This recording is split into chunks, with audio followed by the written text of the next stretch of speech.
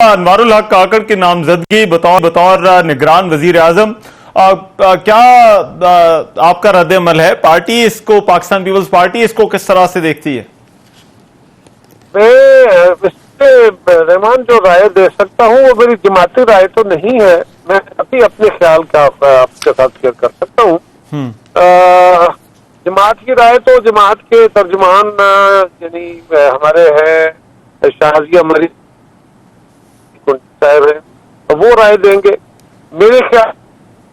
और मुझे खुशी है एक सियासी कारकुन काकड़ साहब बलोचिस्तान से है, चेयरमैन सेनेट बलोचिस्तान से है। एतराज को तो दसियों लोग एतराज करेंगे, लेकिन हमारा छोटा सूबा है, मुहाफ़िज़ात को एड्रेस करना चाहिए। अच्छी सोच है और काकड़ साहब पढ़े लिखे आदमी है, बहुत मामला फहम है।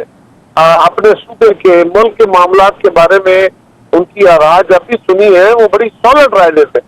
ये लाजम नहीं कि राय दुरुस्त नहीं होगी, ये लाजम नहीं है कि उनके हर राय से इत्तेफाक किया जाए, लेकिन उनकी राय बड़ी सॉलिड और रीजन पे होती है। तो मैं समझता हूँ कि बाय एंड लार्ज ये अच्छी है। लेकिन कारी साहब, Pakistan Peoples Party major stake holder है, तवक्कुआत आपकी क्या हैं कि ये जो निगरान सेटअप है किस तरह से मामलात को आगे लेकर चले?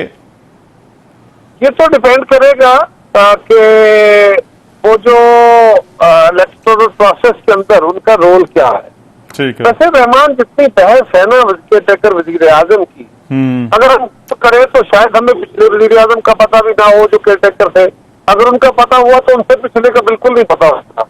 तो इतनी ही अहमियत होती है, क्योंकि इलेक्टोरल प्रोसेस के अंदर इलेक्शन कमीशन की अहमियत है।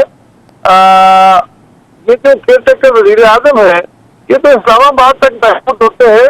जो जमातों की हुकूमतें होती है वहां वजीर आजम बैठे हो और उनकी किसी सूबे में हुकूमत हो उसी की जमात की, तो वहां उनकी राय बड़ी मोतबर बड़ी जोरदार होती है। लेकिन यहाँ तो वो सूरत हाल नहीं है। सूबाई हुकूमतें इनके उस तरह मातहत या उस तरह इनके ख्याल के साथ नहीं होंगी। लिहाजा जो राय है वो अपनी जगह, वो किसी हद तक उसमें मुआवरत करेंगे, लेकिन असल में काम इलेक्शन कमीशन का है। तो मेरी नजर में केयर टेकर वजीर आजम का इलेक्टोरल प्रोसेस में इतना बड़ा रोल नहीं है कि हम उसमें बहुत कुछ बात का इज़हार। लेकिन कारी साहब, कुछ एडमिनिस्ट्रेटिव मामला तो उन्होंने चलाने होते हैं और अभी इनको जो मुआशी मामलात के अंदर मजीद इख्तियार मिला है, उसके बाद मुआशी मामलात भी इन्होंने जो है वो चलाने हैं। तो आपको क्या लगता है ये कंटिन्यूटी किस तरह से होगी? और फिर ये जो सेटअप है, ये आपको लगता है कि ये मुआशी मामलात को आगे जो है वो लेकर चलेगा? क्योंकि एक राय ये भी थी कि काकड़ साहब की जो अब तो नामजद हो गए हैं वो वजीर आजम, लेकिन किसी मईशत के बैकग्राउंड वाले किसी शख्स को जो है वो आना चाहिए। देखिए, मुआशी मामलात में इन्होंने नए फैसले तो करने नहीं है रहमान। इन्होंने तो जो ऑलरेडी मुआहदे हमारे मौजूद हैं उन मुआहदों को आगे बढ़ाना है और उनके दरमियान उन पे इम्प्लीमेंटेशन के लिए अगर इनको किसी जगह एडजस्टमेंट की जरूरत होगी तो ये अपना फैसला करेंगे। ठीक है। बाकी नए मुआहदे नहीं होंगे, नए फैसले नहीं होंगे, नए कॉन्ट्रैक्ट नहीं होंगे। लिहाजा उसमें भी इनका लिमिटेड रोल है, लेकिन बहरहाल है अब ये रोल दिया गया है इसलिए हमारे आलमी मुआहदे हैं आलमी मालियाती इदारों के साथ या दीगर, वो बायलैटरल मुआहदे उनके अमल करने के लिए केयर टेकर गवर्नमेंट के हाथ बांध के नहीं बिठाया जा सकता। वो किसी भी इदारे से नया कर्जा तो हासिल नहीं करेंगे, लेकिन पहले से किए गए मुआहदों के ऊपर अमल दरामद के लिए उसके लिए तो वो कोशिश करेंगे ना। वैसे कारी साहब, अब ये नामजदगी तो हो गई है, मैं पूछना जो है वो आप अभी बता सकते हैं कि पीपल्स पार्टी की कोई विश थी कि कोई ये शख्स आ जाता तो बेहतर होता, या आपकी तरफ से कोई नाम दिए गए थे? और अगर वो नाम दिए गए थे तो वो कौन से नाम थे?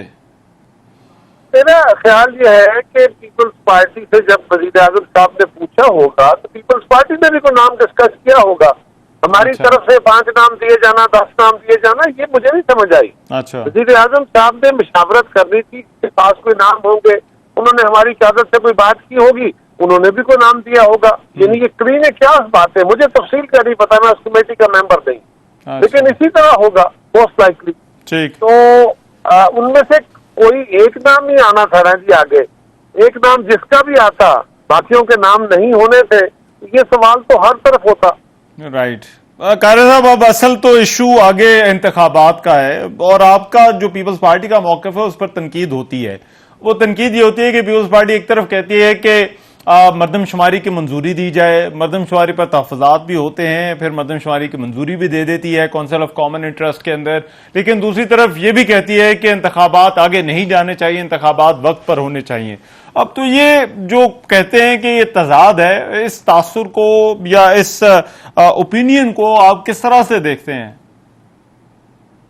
देखिए, काउंसिल ऑफ कॉमन इंटरेस्ट में वोट देना तो ये था कि हमने बिल्कुल वोट दिए क्योंकि वो एक आईनी जिम्मेदारी थी। और ये भी एक बड़ा अहम इशू है कि पिछली जो मरदमशुमारी थी वो मुतनाज़िया थी। ठीक। उस मरदमशुमारी के तहत जो इंतखाब हुआ वो एक मजबूरी के तहत इंतखाब था, आईनी तरमीम के तहत कराया गया। ये भी तय था कि अगले इंतखाब से कबल मरदमशुमारी कराई जाएगी और अगला इंतखाब उस नई मरदमशुमारी के तहत होगा। अब अनफॉर्चुनेटली मरदमशुमारी का अमल तो टाइम पे शुरू हो गया, लेकिन उसके ऊपर जब सवाल उठे तो फिर वो टाइमली कंक्लूड ना हो सका। अगर वो अमल टाइमली कंक्लूड हो जाता तो यकीनन ये कोई इख्तलाफ ना बनता। हमारी पहले दिन से ये ख्वाहिश और कोशिश है कि इलेक्शन टाइम पे होने चाहिए। जब असम्बलियों की मुद्दत बढ़ाने की बातें हो रही थी, फला फला हो रहा था, उस वक्त भी हम कह रहे थे कि नहीं, ऐसा नहीं हो सकता। अब क्योंकि आइन के दो तकाजे आ गए, दो आर्टिकल आ गए, एक पे अमल करते हैं तो दूसरे पे अमल नहीं कर हो सकता, दूसरे पे अमल करते हैं तो पहले पे पूरी तरह अमल नहीं हो सकता। लिहाजा अब क्या हो सकता है?